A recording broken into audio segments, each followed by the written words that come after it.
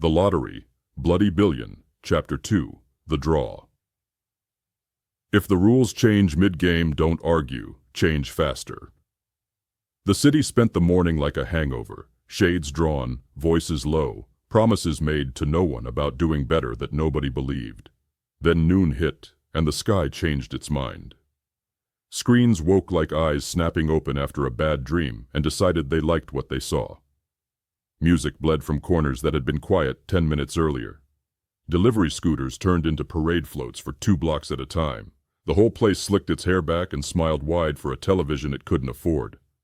Rook sat on the edge of a loading ramp behind a warehouse that pretended to be empty. He liked it because the bricks stayed honest, and the wind felt like it had purpose. His duffel lay by his boot, zipped to a line that kept temptations out. He tugged his coat tighter and watched the big municipal screen over the main avenue cycle through a countdown that looked like it had been designed by a rich intern who wanted praise. "Tonight we pull the 5 again?" Dane had asked, half an hour ago, incredulous. "Didn't we already do that yesterday?" "Yesterday," Rook said, "was a teaser." Dane had scoffed. "Teasers don't show faces and drop live pings."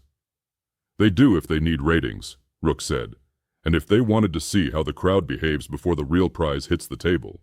He didn't say out loud what else he thought, that last night's 5 smelled wrong. The names were clean in a way that felt curated. 2 with public feeds full of sunshine, 1 with mugshots that made for good TV, a warehouse worker with a dog and a smile, a college kid that made influencers cry. Perfect, digestible. Rook knew perfect when he saw it. It never stayed upright in the wind. Little Ty materialized now with a paper bag folded twice to hide the logo. He had the respectful bounce of a kid who knew how to approach men who could fight or feed you. Same posture for both. "You eat?" he asked, chin up to hide the care. Rook took the bag, found a chicken sandwich too hot for a cold day, and bit anyway. The heat scalded him back to this block, this minute, this breath. "Payment?" "Lesson," Ty said. "You said teach you something, I get fed." Rook chewed, nodded, then pointed at the avenue. "What's wrong with that line?" Ty studied the kiosk crowd like a cop trying to learn the smell of lies. "Too many clean shoes," he said after a beat. "Work badges still clipped on. They late to the party, don't know where to stand. They'll fight wrong if something pops good," Rook said. "What else?" "The bookies moved," Ty said. "See?" Boards went from chalk to laminated. That means they got printers. Somebody with money called somebody with a collar. The odds just got official, and official means somebody wants a cut to look respectable. Rook grunted approval. "Eat, then home." "I ain't got one," Ty said, same as yesterday and the day before, but he took half the sandwich and crammed it anyway, cheeks working the way boys' cheeks do when their ribs know time. "You be where?" "Nearby." "Dane?" Rook tilted his head. Dane was unpredictable and exactly himself, which could be safety or suicide depending on the angle. "If he's smart, he's ugly." Ty tried not to grin.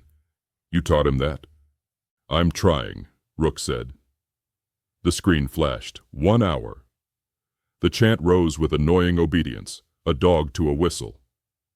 Rook finished the sandwich, licked his thumb like a man pretending to be civilized, and stood. He stretched, spine, shoulders, neck. He had slept 2 hours with one eye open under concrete that remembered trains. His body filed a complaint. He denied it. He found Dane half hidden in a dry cleaner's entryway, planted like a man learning to be small on purpose. It almost worked. The hoodie tried to glow, but the shade defeated it. The phone was off. The hands were empty. The eyes had that glitter he couldn't rub out. "Ugly enough?" Dane asked, hopeful. "Progress," Rook said. "You see the rumor?" Dane asked. "Word is last night's 5 were regionals. Tonight's 5 are the real ones. Winner pool resets. Word," Rook said, "has a cousin named Bullshit. They dress the same." "But if the rumor's right," Dane said, "they can still pick someone who bought in this morning." They can pick a saint from a monastery if it streams, Rook said, and Dane laughed because Rook wasn't wrong. The hour thinned. People with real jobs sneaked into alleys to cry or snort or pray or all three because their lunch breaks didn't include destiny clauses. People with no jobs put on theories and shouted them at anybody who looked like they might be a rebuttal. Mothers dragged kids home because even idiots knew tonight might get hotter than yesterday. The cops didn't flash lights, but their cars multiplied like bacteria. Drones cut lower to taste the Wi-Fi better. Dane offered a blunt, like a peace treaty. Rook took it and drew careful, enough to smooth the wire, not enough to make it sing. The smoke settled like a hand on the back of his neck, steadying without pushing. "If it's you," Dane said, "say it this time. Don't just stare like a statue and go hero in your head." "If it's me," Rook said, "you do not chase clout off my blood. You do not film. You do not organize a watch party. You go where I say and you listen. That's the only tribute I want." Dane made a face like a child told to clean. Then he nodded, serious. "I got you." "And if it's you," Rook said, "you don't sing, you don't dance, you don't bow. You move. We make the city big in the right directions." "Copy," Dane said, but Rook could see the itch anyway. Dane was built for applause, the way birds are built for air. The screen's countdown turned to a sheen. The music came in like a train that didn't believe in brakes. The host appeared in a suit that would have peeled paint if he hugged a wall. Smile tuned to a frequency that made poor people feel like potential. He did his patter. He thanked sponsors that sold protection, vice, and the dream that you could cheat both. He gestured toward a stage far away, with a transparent drum taller than most men and a woman in a dress designed to hypnotize entire neighborhoods. Rook felt the crowd around him lean. He leaned too, because the body obeys before the brain can argue. "Tonight," said the host, "we crown the 5. Rook thought, "We already saw 5. He also thought, "Shut up inside your head and pay attention." The drum spun. The balls inside thumped like hail on a metal roof. The woman in the dress closed her eyes for show, then reached in with a hand that had never learned to be dirty, and came up with a number that turned into a name that turned into a face big enough to wash the block. The first pick lit the crowd like gasoline under a match. Not because they loved him, because someone could love him enough to kill him. Rival crews lifted heads like wolves dancing on the edge of civilized. Street bookies scribbled, shouted, recalculated crimes into math. The camera found the man's smile from a beach, and then his frown from booking, and then his proud aunt's Facebook, and the city took him into its mouth. The second name came faster. A woman this time. A mother, a cousin, a cashier, a fighter, a liar, depending on who you asked. Her eyes, when she posed with her kid, cut through the gloss like a razor that cared. The crowd said, "Oh," like heartbreak, and "yeah," like payroll. Somewhere a car alarm started and refused to be convinced it was wrong. The third name. The drum made it feel like a fate machine. Rook's heartbeat refused to be theater. It went hammer conservative. His breath stayed slow by training. Dane's went fast by habit. They didn't touch each other, but they became part of the same diagram anyway. 4. Rook's mouth tasted like metal. The leaf couldn't fix that. The woman in the dress reached again, gave the camera her profile because it had demanded that 30 men ago, and came up with the 5th. The host milked it. The official rotated it for the lens. The database did what it does when it sells souls, and then the face hit the screen with a slap. Rook watched his own eyes blink at him from a DMV glare, unflattering, too honest. The city made a single collective noise, a deep involuntary note like the first cough of a man about to drown. Then the pitch changed as recognition traveled. The bench sleeper, the odd jobs, the coat too proud to die, the man who moved like he remembered towns with names no tourist learns. The block knew him, even the ones who didn't. Cities always know their ghosts. Dane said it first, because of course he did. "Oh, shit." Rook didn't answer. His face bloomed then to another photo, one the news must have yanked from a shelter intake. a little softer around the edges, still not pretty, still not trying. Then a third from a traffic cam, like a mugshot that paid taxes. Then the name, full government, heavy like a middle name makes it. The screen typed it, and the city read it, and a part of the crowd cheered because money makes men mispronounce respect on purpose. "Do not move," Dane said reflexively, then caught himself, heard his own nonsense. "Wait, no, move." Rook had already stepped out of the entryway, not fast, not slow, correct. His body had betrayed him by rehearsing this night without telling him. He felt every exit like a pulse in the sidewalk. He felt every window like an eye. He felt his coat like a sign he needed to ditch. He felt the ticket in his pocket like a joke that had found its punchline late. Around him, the block split into three kinds of people. Those who looked at him and saw a billion dressed in a battered jacket. Those who looked and saw a neighbor whose name they never asked. And those who didn't look because they were already moving toward the red dots that had started to pulse on a city map the host had conjured like a god with a data plan. "Rook," Dane said, suddenly smaller. "Say it. Tell me." "I know," Rook said, but he wasn't talking to Dane. He was telling his bones. He put his hand to his chest and felt the official stamp of danger beating under the skin. He took the phone out, left it dead, and slid it under the dumpster they were shadowing. He took off his coat, folded it once, and dropped it on top of the phone like a funeral for a version of himself. Dane swallowed. "That coat's a part of you," he said, voice thin. "So was the last man I used to be," Rook said. "He's not invited."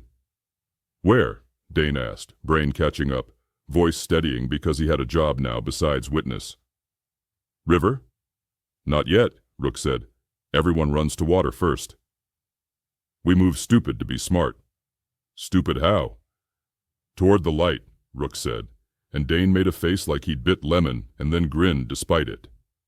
Rook added, 2 turns, 3 doors, a roof line." "Copy." They stepped into the current, swimming against it for 6 strides, then cut right into what looked like a mistake. A bright side street where televisions had been dragged into windows, and families had pulled folding chairs to the curb. Kids with powder sugar on their lips shouted at the screen with the sincerity of believers. Someone's uncle had a small grill going like he thought meat was a protection spell. This was not cover, this was display. Rook made it cover. He stooped to tighten a bootlace he'd already tied and used the kneel to scan.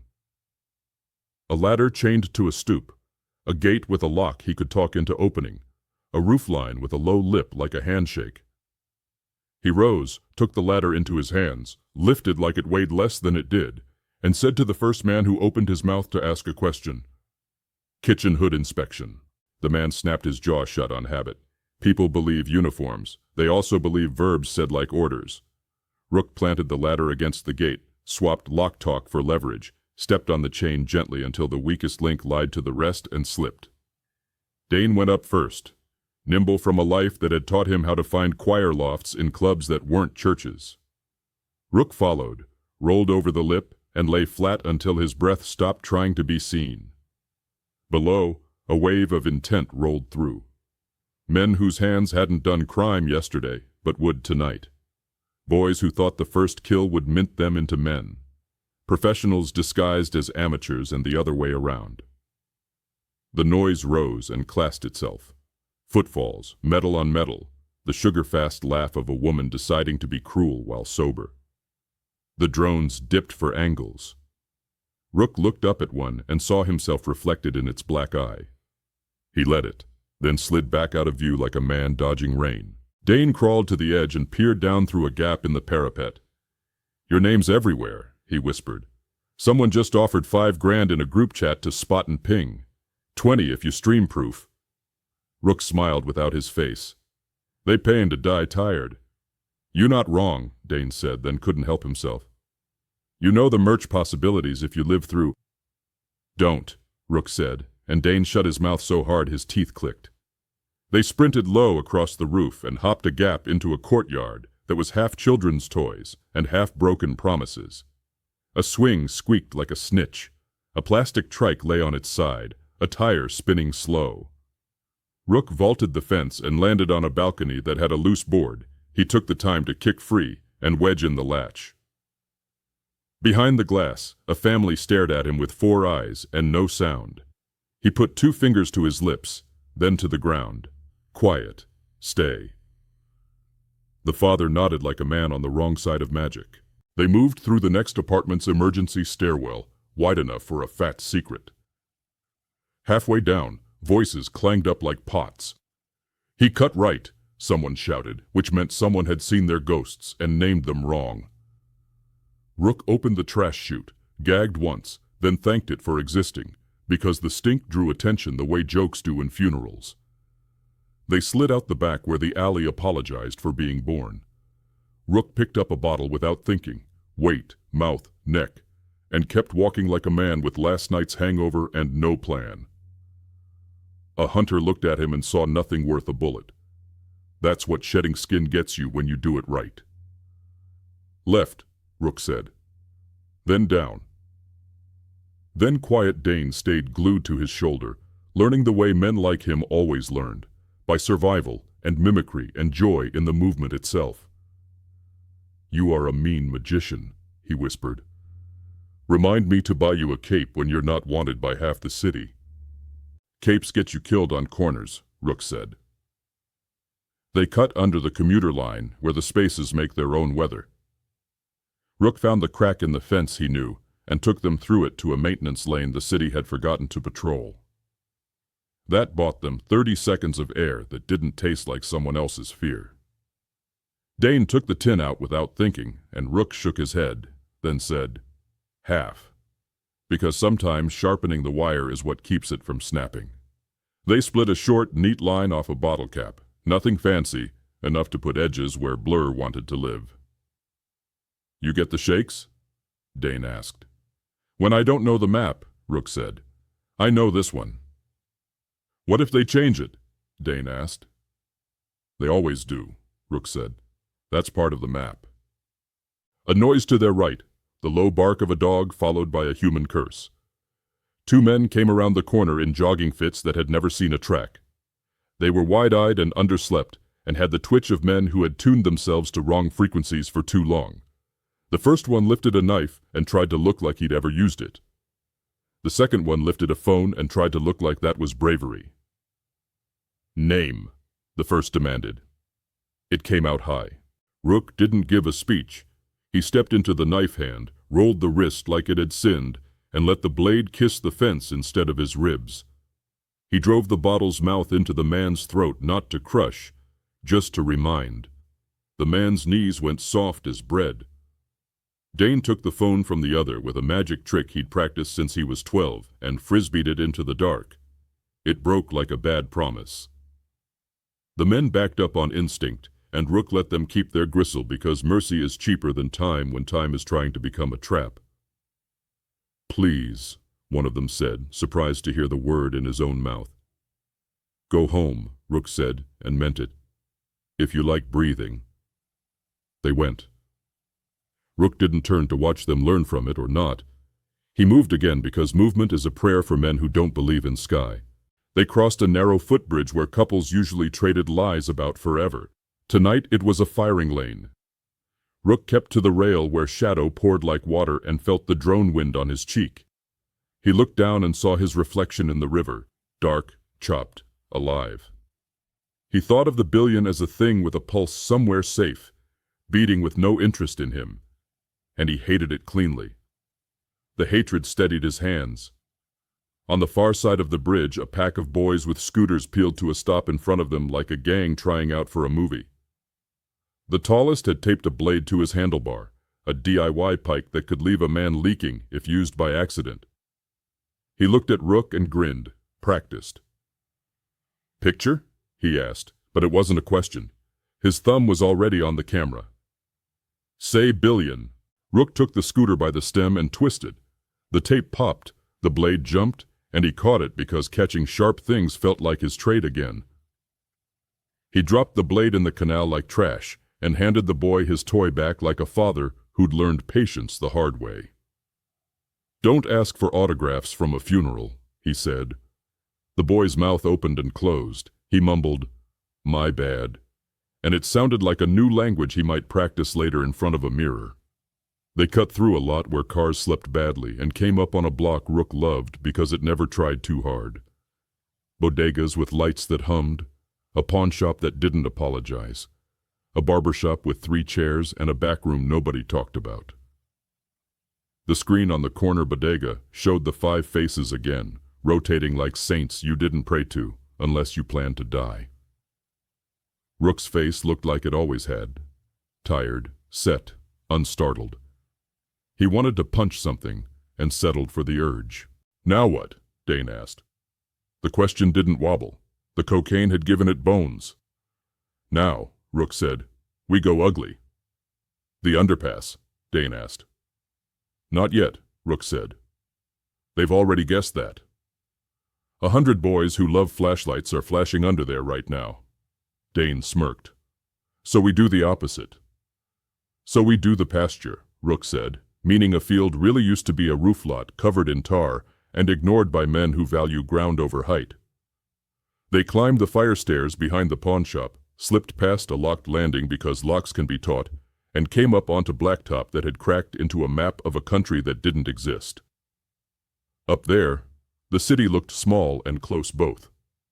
The Billion might as well have been a rumor on Mars. They lay flat until their breath learned to stop being a lighthouse. Dane rolled to his side, grinned, then handed Rook a fresh blunt like a knight offering a sword in a time that didn't use swords. "Real talk," Dane said softly, the kind you only get from men who finally ran out of jokes. "You scared?" "Yes," Rook said. "You say that too easy." "It keeps the yes from getting bigger," Rook said. Dane studied him. "You think you can win?" Rook watched a drone scribble across a piece of sky and imagined swatting it with a broom. "Winning's a pretty word," he said. "Tonight I'm trying to not lose." "Tomorrow?"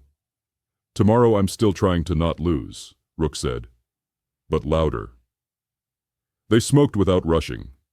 The leaf made the edges talk to each other and agree that the outline of things was where it should be. Below, chaos practiced. A siren didn't bother to be dramatic. It did its job and shut up. Somewhere close, 2 men argued about whether proof meant head or hand or something a little less Greek. Somewhere far, a woman told someone to lock the door and mean it with her whole blood. Rook closed his eyes for one breath and let the war memory come, not the cinematic one, the boring one, a sand wind hitting his ears like static, a briefing about an alley he'd never see after, a sergeant telling a joke about a goat that wasn't funny and made everyone breathe easier anyway. He let the memory go like a coin tossed wrong and opened his eyes to a city that wanted him dead and photographed. He preferred bullets to cameras. Bullets at least told the truth. His phone buzzed against the dumpster in his imagination, and he ignored the ghost of it. He had left it dead and hidden because nobody hired him to be reachable. He had what he needed: a knife, a habit of movement, a friend who could be taught to be ugly. He had a boy stashed in a shack who wanted him to be alive tomorrow. He had a billion chasing his name like a loose dog with a bad attitude. That would have to be enough to make a way. Dane finished the blunt and tucked the roach into the small tin like a relic. "We ain't sleeping," he said. "We ain't dead," Rook said. "That's the only sleep I'm avoiding." "Poet soldier," Dane said, affection leaking just enough to not look like a spill. Rook stood. The roof's tar stuck to his palm, then let go with a thread like a ligament breaking in a dream. He looked over the edge at his own shadow, thrown longer than he was. "We move," he said. "Where?" "Down the quiet stair behind the HVAC," Rook said. "Cut across the alley that smells like fryer oil, through the pizza place if the back door's propped, out into the yard behind the auto glass shop. Then I teach you a fence you ain't met." Dane tilted his head. "And after that?" "After that," Rook said, "we start surviving like it's our only job." Because it is. They did it. The steps took them down into air that tasted like metal and onions. The alley introduced them to rats that moved like lightning and made less noise. The pizza place had a cook who looked up, saw Rook's eyes, and looked away because he understood that sometimes a man is a mission with shoes. The auto glass shop's dog lifted its head and decided these two didn't smell like delivery. The fence learned their names again and agreed to be kind. By the time they hit the maintenance lane that ran parallel to the river, the sun had given up acting involved. The sky turned lower. The city went louder. Rook kept them to the wall, let the cold eat edges the way it does when it thinks it can take your fingers. Dane breathed in a rhythm that meant he'd stopped pretending this was a performance. He had finally stepped into the same diagram Rook always occupied. It looked good on him and terrible. They stopped under a bridge that every kid in a 5-block radius had tagged, crown upon crown in colors that still thought paint could be enough for a life. Rook touched the concrete the way men touch gravestones when they don't like gods. Then he kissed his teeth once, a soldier's amen, and turned to Dane. "You're going to stay ugly even when the city begs you to be pretty," he said. "I'm going to try," Dane said, honest. "If I say run, you don't ask where. I'll be dust. If I go quiet, you go quieter. Copy. And when men come smiling with business plans for your fear, you tell them I said eat glass." Dane laughed. "I'm putting that on a hoodie when we live." "When?" Rook agreed, and it wasn't courage, it was policy. The city's voice lifted, a higher pitch, that end-of-game octave you hear at fights when blood changes all the math. Rook felt the night open its mouth again. He squared his shoulders to give it a worse meal. He had a billion on his back, and a blunt ghost in his throat, and a friend who needed orders, and a boy who needed proof that street fathers didn't always leave. He had knees that would complain later. He had hands that knew what to do with knives and ladders and phones that should stay dead.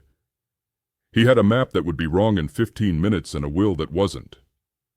He had a face on a screen, which meant he had 1,000 strangers using his name to decide whether they deserved shoes. The first pack came quick, sloppy, loud, carnival loud. 5 of them, wearing the uniform of men who swore they weren't a crew, matching black hoodies, new gloves, dollar store masks folded up into beanies for that not trying too hard vibe.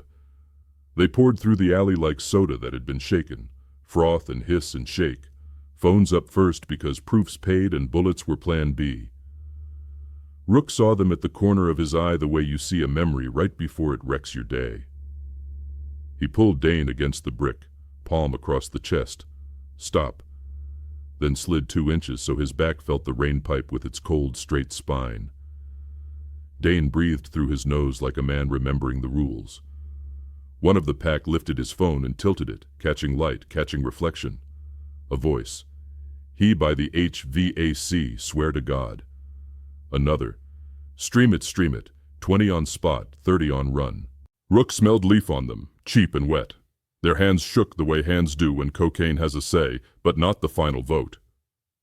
He waited for the hinge sound. Hunters always hinge when they turn corners too fast, ankles whining, rubber licking concrete. On hinge, he moved.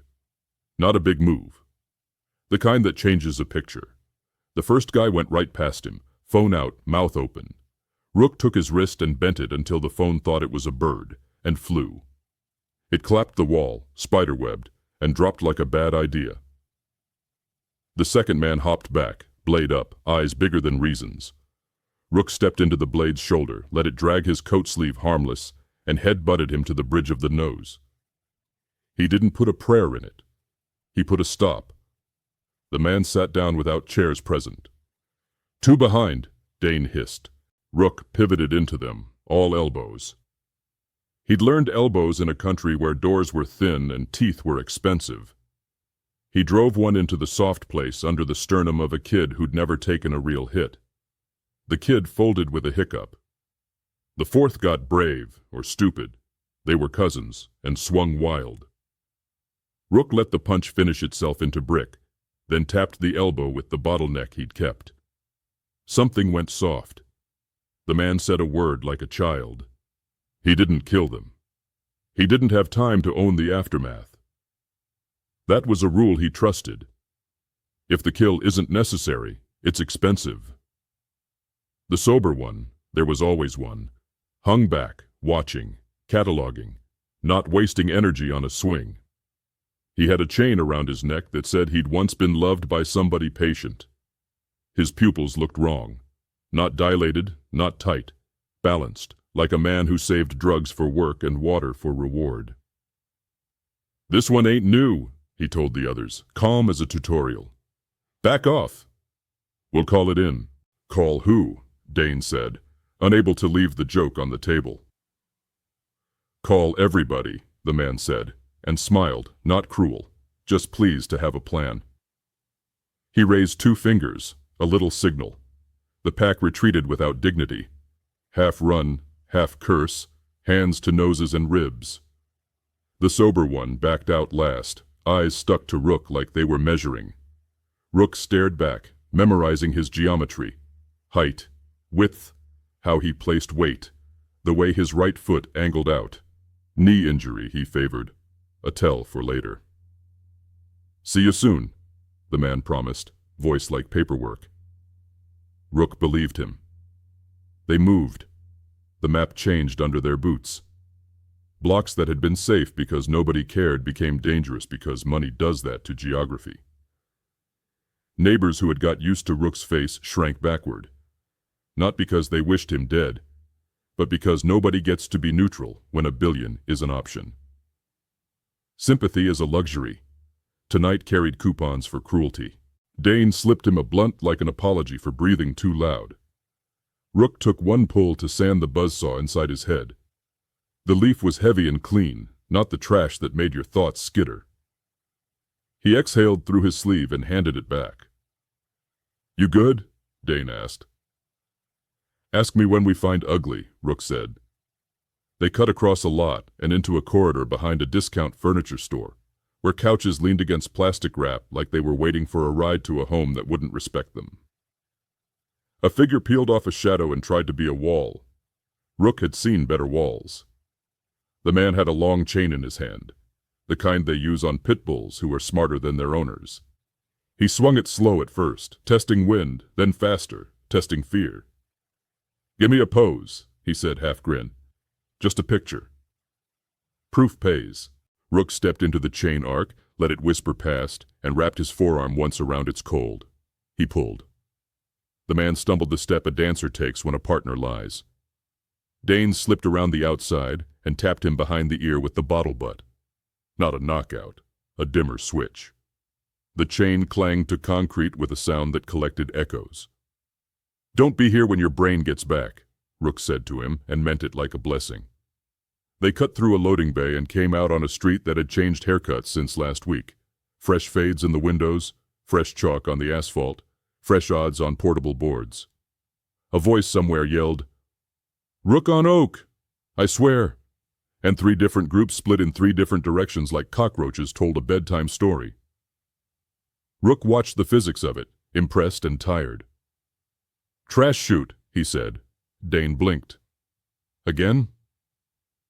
"Different building, same lie," Rook said. They went in through a back entrance propped by a mop handle because mops know which doors prefer open. The chute stank like a sermon about waste, but it also offered a vertical that most men didn't trust. Rook grabbed the lip, leaned, listened for rats, heard only the city breathing. He grabbed the rails and lowered himself 3 floors to a basement where laundry machines rumbled, praise to electricity. A woman turned at the noise of his boots and froze, halfway between a fold and a prayer. She had a baby asleep in a car seat on a dryer and a blunt tucked behind her ear for later. Rook raised 2 fingers in greeting, then lowered them, quiet. Her eyes softened not with sympathy but with understanding, which is rarer. She gestured with her chin to the service door. He nodded thanks and passed like a ghost with courtesy. In the service corridor, Dane whispered, "You collect people like tools." "I collect favors like exits," Rook said. "They weigh less."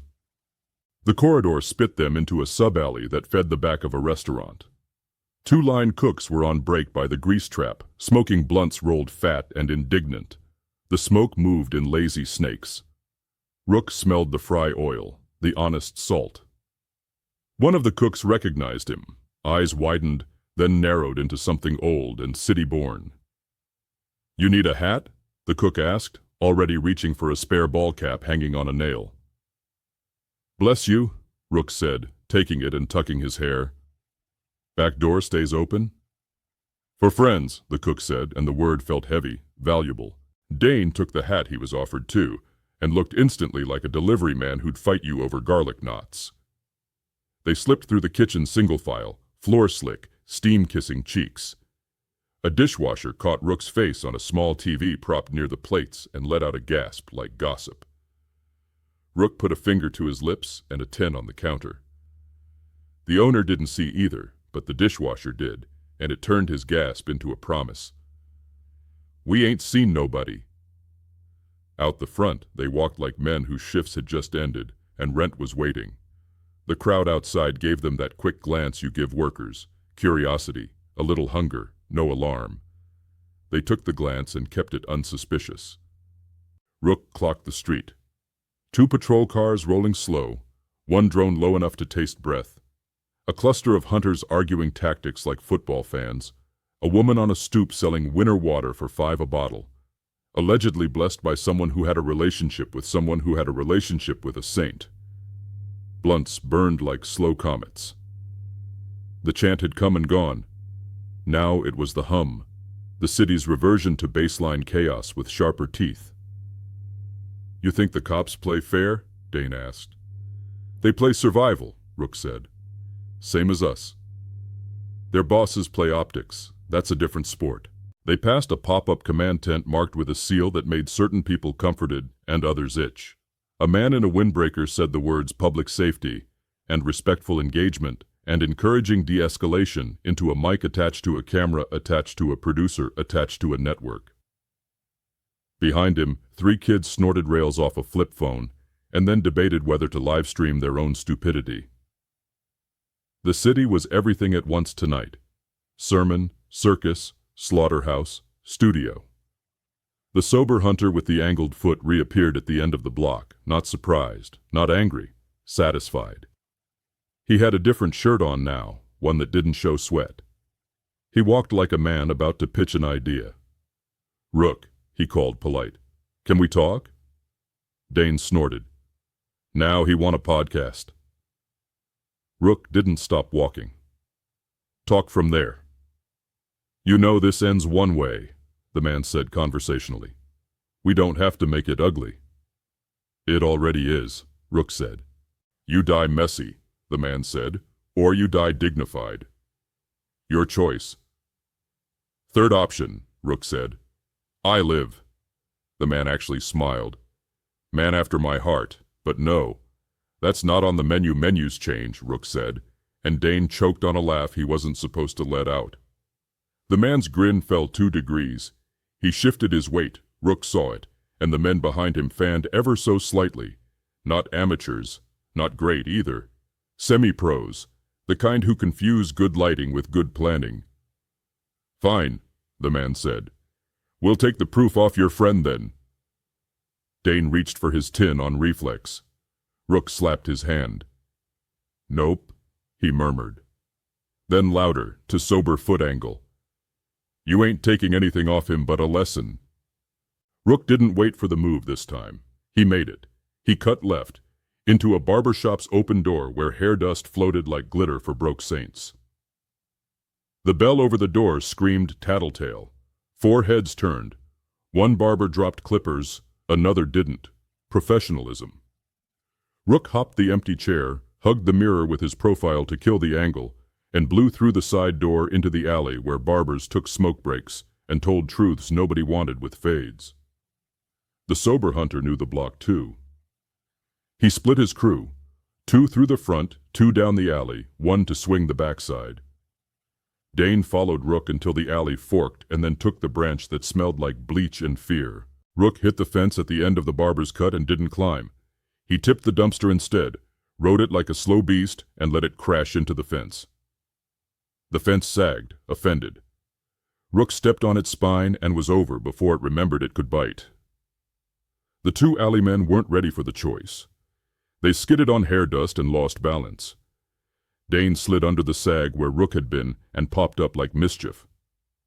The sober man arrived at the mouth just in time to see Rook disappear behind the bakery's exhaust fans.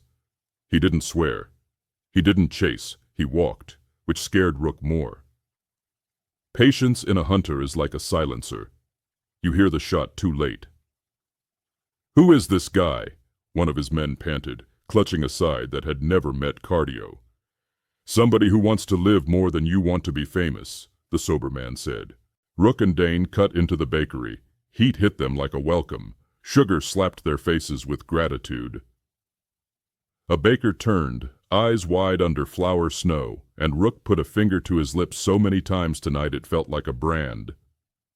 The baker nodded and wiped his hands, then pointed to the back. Another exit. Another kindness. "Favors," Dane whispered. "Exits," Rook corrected. Out through the racks, past loaves golden like apologies, into another corridor with a mop closet that wanted to be a confession booth. Rook looked at Dane and almost smiled. "Hungry?" he asked, and Dane, stupid and honest, nodded. Rook grabbed a loaf with the baker's second nod, "Take it, man," and tucked it into the duffel, ridiculous and perfect against knives and tarps and a bottle that had learned violence. Outside again. The sky had gone to that color that cities love, bruise dark, with neon bruises layered on top. The air tasted like rain that had changed its mind and gone to smoke instead. Sirens had settled into a rhythm, workmanlike. The map on the big screen flashed red dots that pulsed like heart monitors. Chat feeds crawled in circles. Spotted. No cap. Running north. Dead? That him. Pay up. Liar. Stream or it didn't. "Little Ty," Dane said, the name surfacing like a memory that refused to drown. "Shack," Rook said. "He stays down unless Fire asks politely." "What if Fire don't ask?" Dane said. "It never does," Rook said. "He still stays down." They slid into the service tunnel that paralleled the river again, not for the river, but for the underbelly. Rook could feel hunters above them like weather, pressure drops, sudden gusts, thunder that forgot timing. He knew the city's lungs. He could hear them working now, hard, doing a job they'd been outsourced for, keeping men like him alive until morning for more ad buys. "Stop," he said, hand up. They flattened. Ahead, light dithered across the tunnel wall. Not flashlight wobble, steadier, greener. Night vision. He motioned Dane back, then reached into the duffel and fished out the smallest thing he owned that could create weight. A socket wrench head he'd kept from a job 2 presidents ago. He lobbed it low along the opposite wall. It pinged, metal on stone, bug small. The night vision beam shifted, curious. Rook shoved Dane into a doorway that wasn't a door and pulled the panel to. They breathed in the same inch of dark. Boots whispered past. A hand touched the panel and didn't push. The boots moved on. Dane let out air like he was giving up a fight. "This is insane," he said softly. "This is television," Rook said. "We just aren't the writers." "Yet," Dane said out of habit, then caught himself. "Right, sorry. Wrong time for dreams." They kept to the low spaces until low wasn't direction anymore but definition. The city above roared, a whole throat. Gunshots found a pace, not random, discipline poor but present. A scream lifted high and died fast. Blunts burned in pockets where comfort pretended to exist. Rook had the brutal thought that Leaf was merciful tonight. It would confuse aim. They surfaced 2 blocks from the utility yard, where Ty lay invisible. Rook positioned Dane under a stairwell that smelled like laundry soap and old limes. "Wait," he said. "You going alone?" Dane asked. "You're bright," Rook said, "even when you try not to be." "I need you less bright for 10 minutes, Dane bristled, then nodded. "Bring the kid," he said. "I'll stand quiet."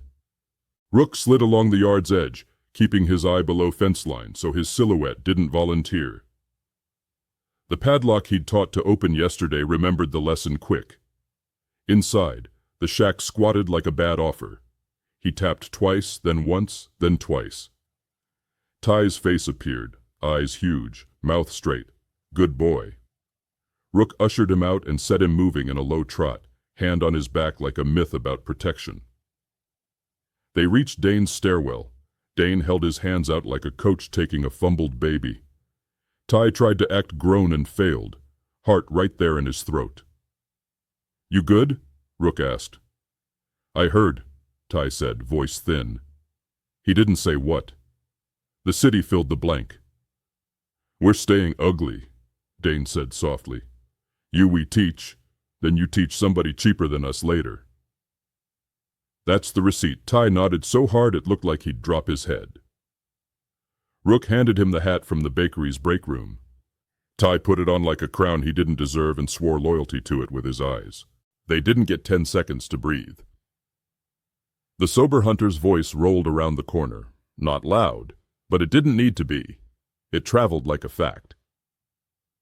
"We keep missing him because you're chasing ghosts," he told someone on his earpiece. "Yes, I know the difference." "No, I don't need a map. I need competence." Rook slid Ty behind him, the body geometry he'd learned overseas and in alleys both. Dane tucked deeper into shadow.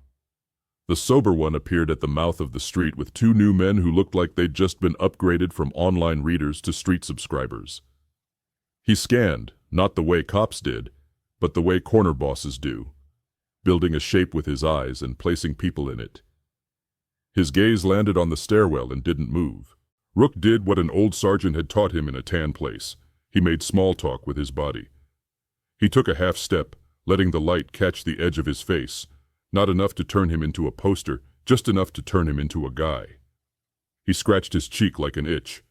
He leaned. He acted like gravity liked him more than fame. Then, when the sober man's eyes clicked past, he moved in the other direction, a patient drift. The trick bought them a breath. Then the sober man's head snapped back, instinct winning. He pointed, not shouting, not breaking frame. The 2 new men did the amateur thing. They yelled, and the yell told every shadow what mattered. "Run," Rook said, and they did. Not sprint. Bad angles, bad knees, bad choices. They ran correct. Alley, fence, a shallow ditch that hated ankles, a car nobody loved with glass that had fallen out and not been replaced because the owner had decided the hole was a feature. Through the hole. Over the hood. Rook pushed Ty's back and heard his own breath come out like a saw working good wood. The street they hit wasn't better. It was different. Different was survival sometimes. A bus, empty, sat like a steel whale at a stop nobody used. Its doors were open, dead battery wheezing. Rook shoved them up the steps, shoved the door lever, shoved the emergency exit latch, and popped the back hatch.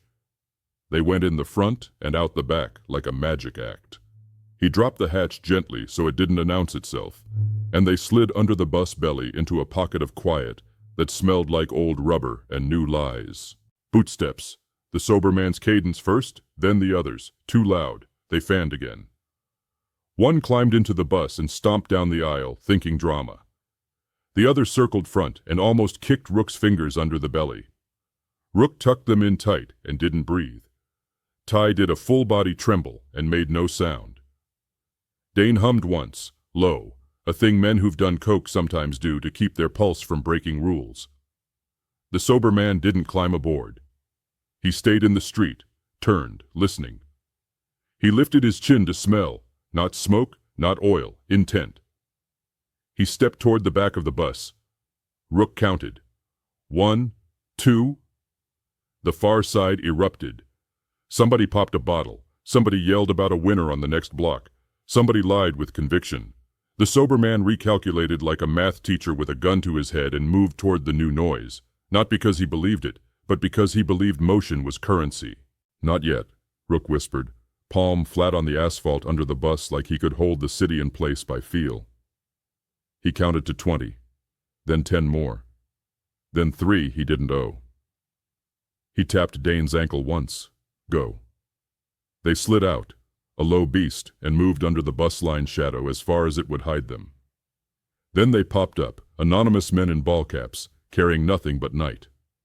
They turned down a street no one uses unless they live there and don't like the main drag. A dog barked once, decided their smell said no, and went back to dreaming. They didn't speak until the river smell changed. More iron, less piss, more night. Rook took them under his bridge with its quilt of graffiti, crown over crown, name over name, the whole city insisting on existence one can at a time. He guided Ty into the column's throat.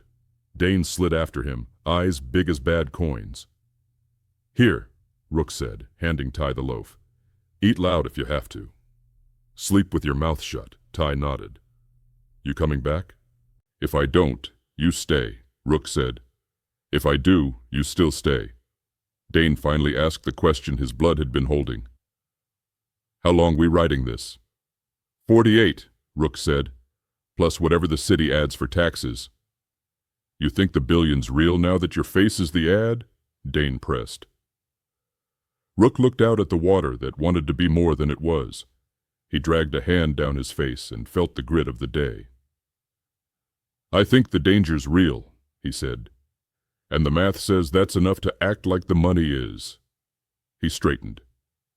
The sober man, somewhere, was still hunting. Packs like his didn't dissolve, they recruited. And amateurs were the worst kind of tide. They didn't know they didn't know. Rook took the knife from the duffel, checked its edge with his thumb, then slid it where his hand loved it. He looked at Dane. "We keep moving. We keep ugly. We don't get famous by accident, copy," Dane said, voice hoarse. Above them, the city pealed. Another cheer, another scream, another engine starting in a hurry.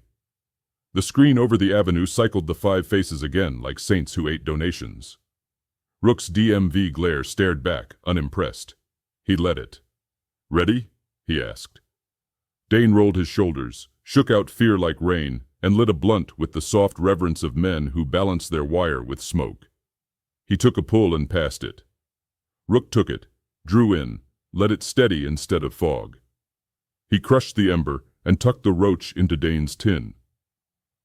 "Now," Rook said, "we go find the places they forgot to draw on their map." They stepped out from under the bridge like they were walking onto a stage they planned to exit alive. The river kept a low voice as they slipped out from the bridge's ribs, heading into blocks that pretended not to have a name. Rook took point, Dane a half step back and right. Little Ty pressed close until Rook palmed his shoulder and guided him into the slipstream behind. Wind pushed grit across pavement like the city's way of sanding boys into something harder. They didn't aim for the obvious shadows. Every rookie hid there. They slid through the middle light, loading bays glowing cheap yellow, storefronts with 2 tired bulbs, a locksmith still open because fear made money. Rook kept his hands loose and his senses stacked. The world in layers. Smell. Leaf, friar spice, warm iron. Sound. Sirens settling into responsible rhythm, distant drums of shoes, drone hum. Sight. Angles and hands and eyes. He tasted metal that had nothing to do with the blade. "Left," he said, more breath than word, and they dipped into a lane where pallets stacked like awkward furniture. 4 hunters burst from the far end, jaws hard, pupils arguing, 2 jittery on rails, 1 slow on lean, 1 sober in the bad way. No masks now. The city had given them permission to be themselves. Dane's fingers twitched for the tin. Rook shook his head. "Save it," he hissed. "You don't sharpen a knife while you're stabbing." The sober one smiled like Rook had just said his favorite proverb. "There he is," he said softly. That old calm again. "Walk away, kids. Your hero's a dead invoice." Rook recognized him now up close, 5 feet 11, gym muscles that knew functional work, that angled foot screaming old injury, right leg splayed just a hair. He cataloged the hands, no tremor, nails clean, knuckles with fresher scabs, organized violence, collarbone scar. The kind of man who'd let amateurs bruise the door, then pick the lock. "Name?" Rook asked, buying a sliver of air with courtesy. The man's grin showed 1 chipped front tooth, a domestic crack, not a street one. "Ledger," he said. "I tally things." "I live," Rook said. Ledger's smile sharpened. "That would ruin my math." He nodded, and the 2 jittery ones lunged like a bad drum fill. Rook didn't backpedal. He stepped into the first, shoulder to sternum, stealing all the boy's air, then snapped the bottleneck into the second's temple. Glass didn't break. The skull bruised and hummed. Dane slid left, grabbed a pallet strap, whipped it like a belt. It kissed the first man's cheekbone with a sound like an insult that landed. Ty stayed behind Rook's hip, small and electric, fingers tight around his own fear. The slow one pulled a chain from under his hoodie, steel links heavy, black electrical tape at the grip. He swung it flat. Rook dropped, felt wind bite hair, and came up in the arc to jam his knife into the taped grip just shy of palm, not slicing, pinning. The chain fell out of rhythm. Rook yanked. The man let go or lose fingers. He let go. Ledger didn't hurry. He didn't blink. He watched the way men listen to a piece of music they've heard live, tracking the tempo for where to join. "Pretty," he said. "You soldier?" "Graduated," Rook said, stripping the chain in one motion and flinging it into the jitterman's shins. Legs tangled, the floor did its job. Ledger exhaled gently. "I could like you." "Bad taste," Rook said, "and cut sideways because talking more than you moved got you memorialized." They threaded between pallet stacks to a steel door propped by a broom with a swollen belly. Rook kicked the broom, slid through, and let the door suck closed behind, hard metal singing. He dropped the bolt with the kind of kiss you give a lover you can't trust. The corridor beyond stank of old ice and thawed fish, nothing that violated his personal rulebook of overused, just cold and brine, keen and sharp. Dane winced. Ty grew taller, just to feel less. "Where the hell are we?" Dane whispered. "Sea and Sun," Rook said, "wholesale." Cutting line to the back dock. "And a toy I like." A red-handled CO2 extinguisher hung like a waiting thought. Rook popped it free, weighed it, nodded. Ledger's knuckles thumped the other side of the door once. Courtesy again. Then the crash of a pry bar hunting a mouth. "Back," Rook said. He placed Ty behind a stack of foam coolers and a roll of industrial plastic. Dane slid beside him and pulled a micro bump off the tin, as careful as a surgeon. "Half," Rook repeated. Dane nodded, eyes clearing into lines. The pry bar bit metal. The door screamed low. Ledger was patient. The new ones were not. That always worked for Rook. 3, 2, 1, he counted, and when the seam breathed, he opened the extinguisher's throat. Cold exploded into the corridor, white cloud roiling, a winter hiss punching lungs. The first hunter shoved through into a blizzard and got blind. Rook stepped into the fog like it had hired him. The metal horn bucked in his hands. He drove it into the man's face, ice freckles instantly modeling skin, shock turning his joints to glass. The second stumbled in, arms up, and Rook swept his ankles with the extinguisher base, a clean chalkboard thump. The third stuck his arm through, knife first. Rook kissed the wrist with his blade, just a smile of a cut, and the knife clanged. Ledger waited. He pushed in last, not rushing, using his offhand to fan the cloud just enough to see shapes. His eyes locked on Rook. Calculus happened. "You like toys," he observed. "I collect outcomes," Rook said, and yanked the blue lever on the shrink-wrap machine. Plastic hissed like a mean snake. Rook whipped the roll up and across the first hunter's head and shoulders, wrapped him tight to the steel rack, 1, 2, 3 passes, until the man became a struggling sculpture, eyes huge behind film, breath a squealing balloon. Dane laughed despite himself, high and harsh, and then shut it off as the wrapped man's panic felt too human. Rook slit the wrap under the nose, just a vertical mercy, and the man drank life like water. Ledger feinted left, hit right. Rook parried with the extinguisher horn and Ledger batted it with forearm steel. He wore a thin sleeve of something under his hoodie. Not soft, not cheap. Ledger let his right foot angle out, the old injury betraying rhythm. Rook tracked the tell and drove his shoulder into Ledger's bad side. Ledger grunted, not pain, annoyance. 3 more bodies thumped the door, reinforcements. Ledger's calm wavered a quarter inch. "We're making a mess in a food facility," he said deadpan. Health inspector's gonna cry. You can hug him, Rook said. Ledger cracked that chipped tooth grin again and pointed to Rook's knife with 2 fingers. Between you and me, he said quietly, eyes alive. I hope you make it to the last 24. By then you either beautiful or butchered. Either way, Rook said, I'm not cheap. Ledger's eyes said respect, while his hand said tactics. He tossed a flash pellet slick as a street magician. Rook's body remembered the desert. Turn the eyes, turn the head, don't stare at God. The pellet burst white. The corridor's shadows bucked. Ty squealed behind his foam fortress, bit it down. Dane swore, blind and furious, then swung instinct born from 1,000 nights. He caught a new hunter in the ear with a cooler lid. Cartilage popped like a cork. Rook's vision washed gray, and then returned in slices. Ledger was gone. The bolt on the far dock door fidgeted. Somebody lined a pry bar. Rook grabbed Dane by the collar and yanked, shoving him and Ty into the walk-in freezer. He slammed it and slid the safety latch. Frost-rimmed silence swallowed them. Breath steamed. Fear steamed too.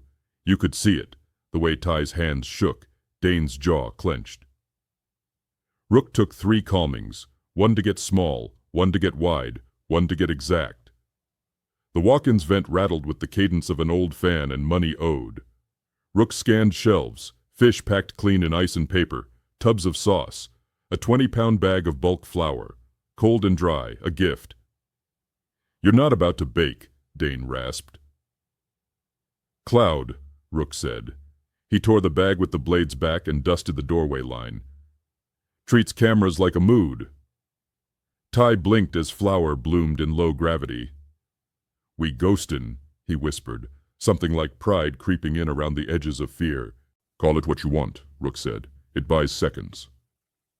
Metal bashed outside, dock door hinge losing patience. Ledger's voice. Don't fall in love with doors. They make you sentimental. Then lower, as if to himself. He'll use the cold. Watch your breath. Dane frowned. He's good. He's a job, Rook said.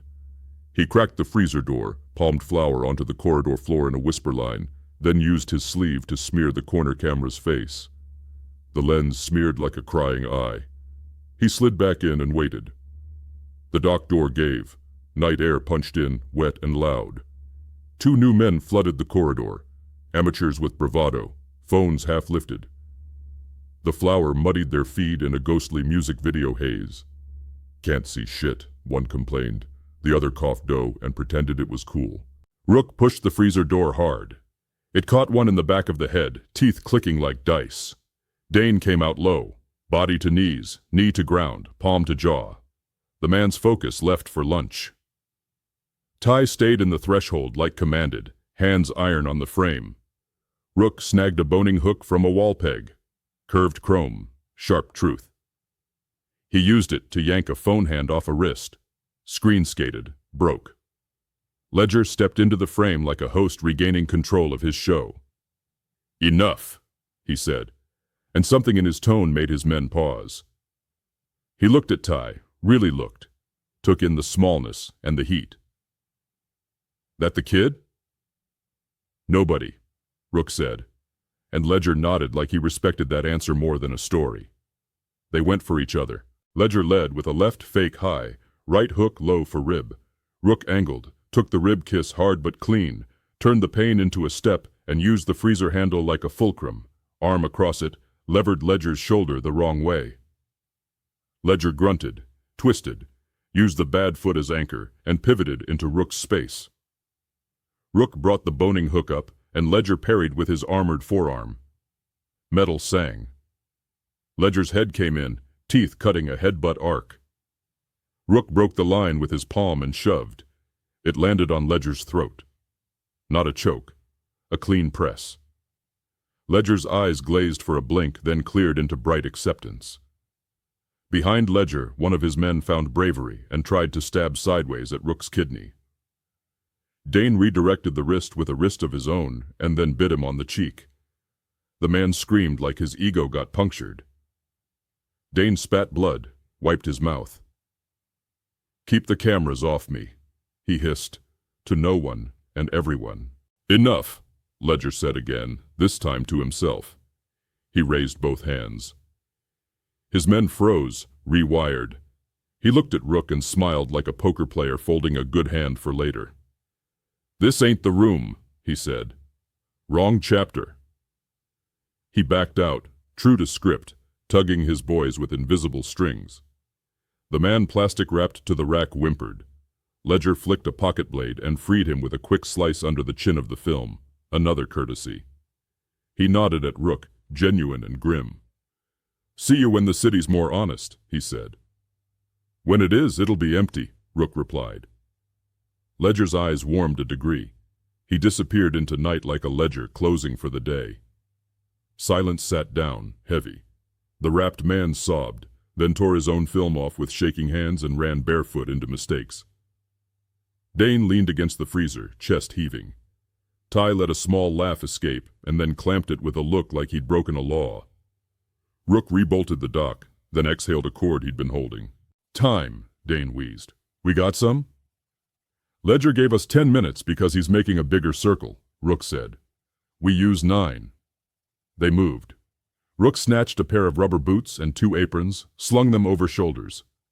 They cut through the storeroom into a narrow office where a calendar with beach sunsets pretended that men with knives matter less in daylight. A side window had bars. The bars had 2 loose bolts. Rook thanked whichever delivery man had taken shortcuts. He worked the bolts with a coin. Ty braced the frame with both hands. Dane kept watch, slapping his own cheeks to whittle fear into attention. Outside, an alley that connected to a yard that belonged to nobody. Good. They slid out, one by one, folding into the night. The city had changed key again. Higher now, guitars replaced by drums. On the big screens, the host's voice warbled fake solemn. We remind citizens, proof must be verified. Do not submit falsified material. The crowd hooted like that was a dare. They're not even embarrassed, Dane muttered. Embarrassment don't bill, Rook said and pointed. This way. They crossed a strip of street where a portable stage had been erected for a pop-up host trying to get cutaways. Rook ducked under camera lens like it was a wasp. A drunk in a glossy bomber shouted, Rook! Smile for the bag. And Rook didn't smile. An elbow found the bomber's ribs from someone else. The bomber gave up and yelled at a lamppost. Back under the commuter line, Rook led them into a maintenance stair that smelled like damp stone and whatever the city hides. He took them up instead of down. At the top, a caged walkway above the tracks, where pigeons slept like dirty angels, and a padlock yawned. He popped it and slid the gate closed behind them, buying seconds from amateurs. They crept across, looking down through chain link at a train that glided like a thought and would not stop for applause. Mid-bridge. Dane stopped. He put a palm on the wire. My name isn't on the screen, he said, voice thin but true. And I feel hunted anyway. Good, Rook said. That means you're getting honest. Little Ty peered through to the city beyond. Billboard glow, siren sigh, the whole animal flexing for cameras. They're gonna kill one tonight, he said softly. A winner. On live, Rook swallowed a truth and fed the boy a policy. Maybe, he said. Maybe not. He knew better. Of course they would. The lottery didn't sell caution. It sold climax. At the far end, they dropped into a block where a vacant pool sat behind chain link, cracked blue floor holding rain and old dreams. Rook flicked his chin. Dane understood. They vaulted, rolled down into the bowl. The pool muffled city noise, turned it into underwater music. The sky was a hard dark with 2 slow clouds like bruises healing. They took a minute, exactly, letting breath and thought walk into the same room. Dane passed the blunt with reverence. Rook took it, 2 slow drags, no cough, passed it to Ty, who looked at him like he'd been knighted and then shook his head. I'm tiny, not stupid, Ty said, and Rook smiled with his eyes, which was all he had time for. The screens above the block synchronized without anyone telling them to. Sound slid down the brick like cold honey. The host's voice came bright as a blade.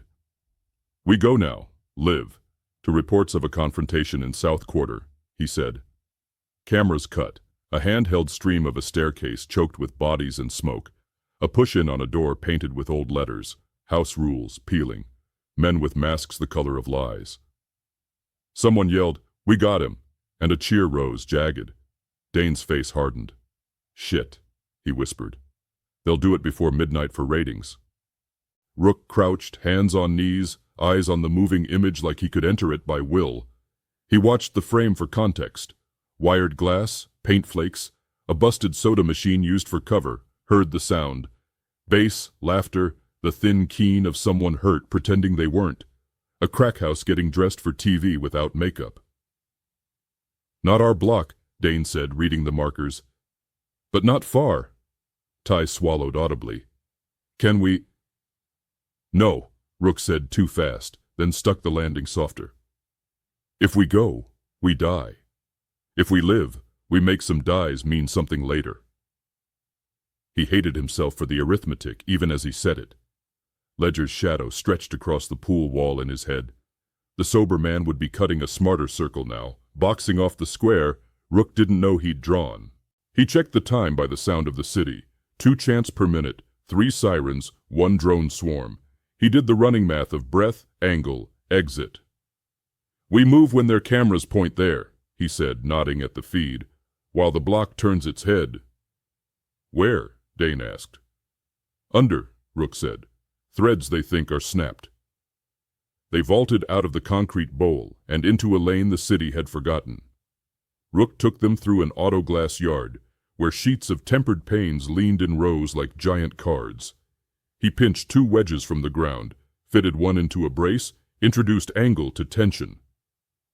A pane trembled, saying crystalline threat, then shattered into beads that hit the asphalt like rain. "That's nothing," Dane said. "Pretty, but—" "Wait," Rook said.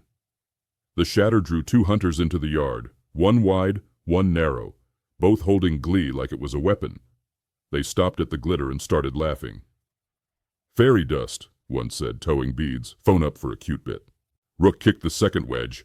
A second pane went, showering behind them. The wide one flinched and spun wrong direction. The narrow one's phone fell. Dane was already moving, boot to phone, knife to belt, whisper to ear. "You picked the wrong movie!" The man froze at the tone. Some sentences have bigger bullets than guns. Rook let them run. He didn't need bodies. He needed paths. They hit the service culvert, low, ribbed, wet with harmless water, and crawled. The city's voice dulled in the tunnel, turned to bass and rumor. Dane's breath slowed. Ty's found a cadence. Rook's stilled into something he could love, work. When they surfaced near the scrapyard railway, the sky had darkened a shade more, a lid twisting down. A neon sign blinked "Girls, Girls" over a club, with a line that had dissolved into a mob of spectators. All heads tilted in unison toward the screens. The live feed carried a man's voice, one of the 5, cornered, panting, swearing he didn't want this. A hunter laughed. Someone shouted, "Prove it then." The camera shook, more hands poured into frame. Someone took a pause to hit a rail on a phone screen and blew it out their nose like they were a dragon on minimum wage. Rook forced himself not to watch. "Eyes here," he told Dane and Ty. "We're alive because we don't stare where death wants us to." He led them back under the bridge's bones and into the column's hollow. Ty went in first, faithful. Dane followed and sank like the night was heavy. Rook stood at the entrance, just a silhouette with a knife and a policy, and watched the lane for Ledger's shape. Nothing moved except a paper bag and a rat that didn't believe in destiny. He slid inside, let the dark take him, and sat. Dane handed him the tin without being asked. Rook took a short, neat rail, the kind that gave edges back their contracts. He rolled his shoulders and told his chest to be a smaller room. Outside, the city howled. On every screen, noise turned into a blade and the blade found a throat. The crowd's cheer and gasp peaked, then wavered. Police comms tightened. Bookie boards scratched numbers like a funeral parlor updating schedules. Somewhere a mother screamed a name that would trend for 3 hours, and then be replaced by a hashtag for a sneaker pre-order. Rook listened because he couldn't stop himself. He didn't let it change his posture. He let it harden his next 24 hours into a shape he could carry. Dane wiped his face and stared into the concrete. "I hate them," he said. He didn't specify who. The sentence held everyone. "You can hate and still move," Rook said. Ty tugged the hat brim down until it touched his eyebrows. "We gonna make them pay?" he asked, young and ancient. Rook didn't lie. "We're gonna make it cost." They ate in silence, hacked pieces off the baker's loaf. Half a bottle of water passed like a relic. Rook took his knife out and turned it in his palm, not for comfort, not for worship, just to own the next thing he'd ask it to do. His face spun again on the nearest rooftop screen. DMV glare, shelter intake, traffic cam profile. Rook, Rook, Rook, repackaged as target. He looked unimpressed with himself. He liked that. Dane glanced up at the glow, then back to Rook. "We sleep?" "No," Rook said, and his voice was soft as cloth. "We rest with our eyes open." "Till when?" "Till the city runs out of breath, or I do," Rook said. He let the silence settle a minute. Then he spoke the last line the chapter had been angling toward all night, because the street preferred a benediction, even from men who didn't pray. "We live," he said. "Copy," Dane said. "Copy," Ty echoed, small and fierce. Outside, the live feed switched to a sponsor, soft drinks bubbling like nothing had just happened. Inside the column, 3 bodies breathed in time, not fast, not slow,